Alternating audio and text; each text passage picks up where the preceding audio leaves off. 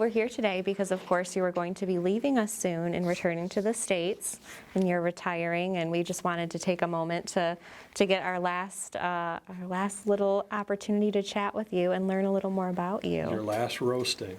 Not necessarily. All right, so hardest questions first. Okay. Can you just tell us about where you grew up? So I grew up all over.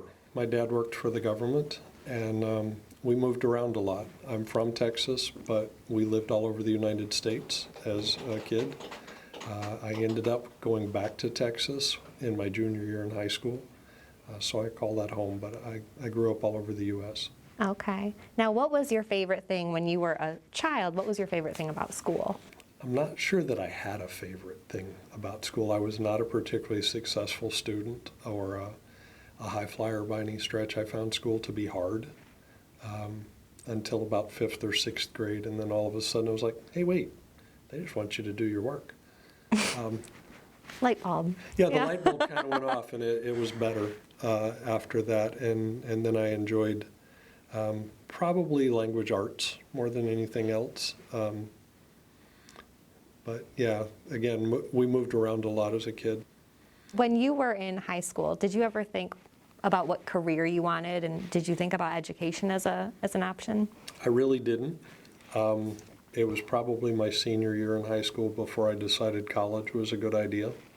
At that point up until that point, I had kind of thought I'd get a job and go to work. That was what you were supposed to do next. Only the really smart kids got to go to college.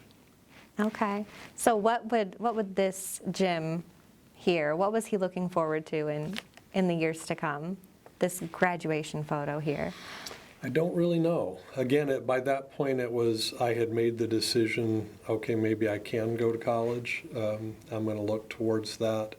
So thinking about that next step of, well, maybe I can make it in college. I'm not sure, but maybe I can. Certainly didn't at that point think of education as a career. I was thinking more business. Was there someone in your life who encouraged you that, yeah, you're capable of doing more, you're capable of going to school? I had always been told from when I was little that I could do whatever I wanted to do, and I think that's just kind of a mom and dad's thing, is you can do whatever you want. But really, I mean, I remember specifically when I was in high school, one of the ladies who worked in the school, and I had just moved to the school in my junior year, and they were talking about, what are you going to do after you graduate? And I said, well, I'm probably going to go to work. And she said, well, why aren't you going to school? And I said, I don't think I'm college material. And she laughed and she said, why would you say that? What makes you think you're not able to do that? You're plenty able. And I don't really know why it stuck with me at that time, but it did. So I probably need to go back and owe her a debt of gratitude and a thank you. Was she a teacher? I think she was a paraeducator in the school. I think she worked with some of our struggling students in that school, if I remember right. I love that you remember that moment, and you probably can picture her face, the woman who told you this. And we just don't even, think sometimes about those little conversations that can have such an impact. Absolutely. Here we are, 50 years later, it seems like, not quite that long, but almost, thinking, yeah, really, she made a big difference for me. Tell me about your early days as a DoDEA educator. What was that like for you? Where were you at? Wow. So we came to DoDEA in 1989, and our first duty station was in Berlin. And so the wall was still up. And my wife and I, that had been the longest flight we'd ever been on. It was the first time either of us had been out of the United States, except for to border town Mexico. And so we got to Berlin, and that was in August, and so finding a place to live and living in a new country and those kinds of things were pretty exciting. And then the wall fell in November of that year. And we realized what a different place we were in than what we had been used to. So it's been an interesting time. So we've gathered a progression of yearbook photos of you from over the years here. So I don't know if I put them in the right order, But there's one that really stands out. So that's Mr. Journey as a principal. Do you remember what school that was? I think that was probably at Yokota West when I was Okay. a fairly new assistant principal. Okay. So how has being a DoDEA educator and getting to go to places like Berlin, obviously you've been here in Japan for a long time, how has that shaped your life? Wow.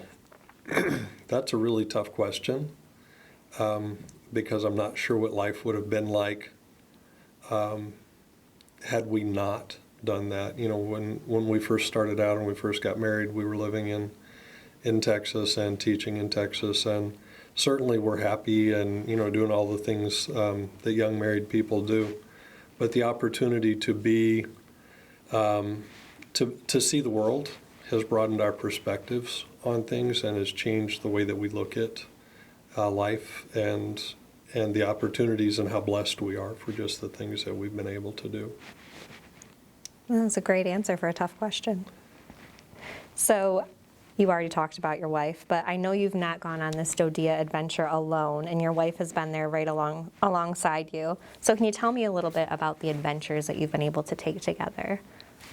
Well, I think the big thing for us has been we have seen the world together, and we've moved countless times, it seems like, over the last 30 plus years here in Dodds, and just the idea of it's always the two of us. Wherever we end up, we make friends, we make acquaintances, we have a good time, but it's always just the two of us. And so being able to depend on each other and have one another's backs. And so where do you want to go? What do you want to do? She came probably 10 or 12 years ago and said, hey, I want to take a scuba diving class. You're going to take it too. Great, I can't wait. But we've gotten great opportunities out of it. We've been able to dive on the Great Barrier Reef and in Palau and Guam and Okinawa. Again, wonderful opportunities to look back on. She also came and said, hey, I want to learn to ride Harleys, when I had one in those days. And she said, they're offering a women's only motorcycle course. I'd like to take it. And I said, great, we'll look for you a bike. And she goes, no, I want to take it on your Harley. That was probably a test of our relationship. But she took it and she did fine.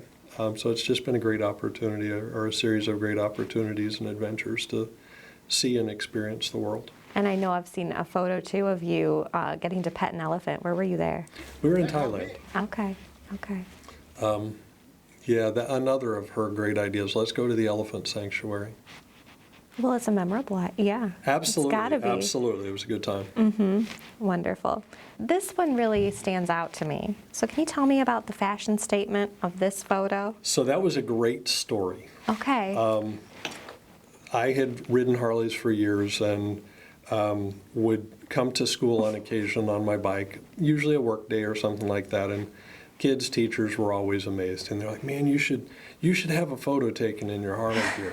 So, okay, we did. And I had known the photographer for a long time. And I told him, I said, okay, I'm going to pay for this picture, but you take the one in coat and tie and all of that. And that's the one that goes on all of the composites. I was principal of Solers Elementary at that particular time. Large school, about 900. So we took the picture, and 3-4 weeks later, the box comes in that has all of the photos in it, and that picture is on all 900 of the composite photos for boys and girls. And I called Tim, and I said, hey, Tim, we have a problem. And he's like, what do you mean? I said, you know that picture in the biker wear? He goes, yeah, we sent you that, right? I said, oh, yeah, you sent it. I said, and it's on every kid's composite. And he's like, no, there's no way. I gave explicit instructions to the printing plant that it can't be. So, yeah, you're going to have to reprint those, my friend. So they got to reprint all 900 of those. But it was taken just in jest and in fun. I like it. It says a lot about your personality, I think, here. Yeah, we had a lot of fun with that. Well, thank you for explaining that one to me. Yeah. I appreciate It's it. a shame to get old and not be able to do those things anymore. It's true, yeah. You can wear fun ties, though. I can wear fun ties, and I could probably still dress like that, though I can't hold the Harley up anymore, so. Now, speaking of time as an administrator in a school, do you have any fun memories that you can share with us? You know, I think I've got about 20 years of fun memories and not so many that I can share, but I've had great times in every school that I've been in. I have memories of things that we did that were fun, that involved kids, that we had events and activities, and we tried to create a sense of family for people and for the families that were there. So nothing specific that I'd share, but definitely memories from all of the places that we've been. Now, what's happening here? There's not much telling. That was back in the early days. That would have been probably about 1991 or 92. Okay, so that's just hanging out, Berlin. I think we might have been on a train going Okay. somewhere, but I'm not really sure. And what's happening here? So that's my buddy Vern. Okay. Vern and his wife Jenny, who was in the previous picture, they were the first people we met coming into Dodds. When our first in-service morning, we met them coming across the parking lot, and we've been lifelong friends. Oh, wow. That's amazing. So they're in this picture? Yeah. That's him? That's him, and she's the one laying across. Oh my gosh, how fun. All right, and I have all kinds of pictures of you as an administrator. So I also know that when you were an administrator, you were known for giving something called cowboy wisdom. It's true. Can you give us a little cowboy wisdom today? Well, you know, it kind of has to fit the situation. And the cowboy wisdom stories just came out as when things were happening in school, we tried to do that. And I talked about how as a kid growing up, my dad didn't talk a whole lot, but when he did, he usually spoke. You had to listen. He gave, what he said usually had a message in it. And so cowboy wisdom kind of came out of that. And so I carried around a book for a lot of years that I would share sayings out of at staff meetings. And the title of the book was Don't Squat with Your Spurs On. Good advice. And so it's good advice, exactly. So you get the whole cowboy wisdom thing. You know, examples would be, you know, always drink upstream from the herd, dance with the one that brung you, those kinds of things. So, yeah. But, yeah, I think for today the thing is just to enjoy life. That would be the cowboy wisdom. Work hard, play hard, and enjoy the journey. Wonderful. Is there any other, memorable moments or anything like that that you want to talk about? I think you've hit just about everything that I wanted to hit on.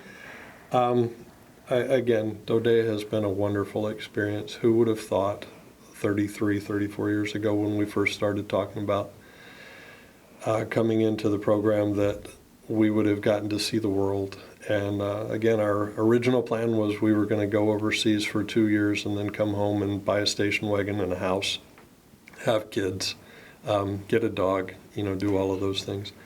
A lot of those didn't turn out that way, but what a great adventure it's been and the opportunities we've had to interact with wonderful families and students and people around the world.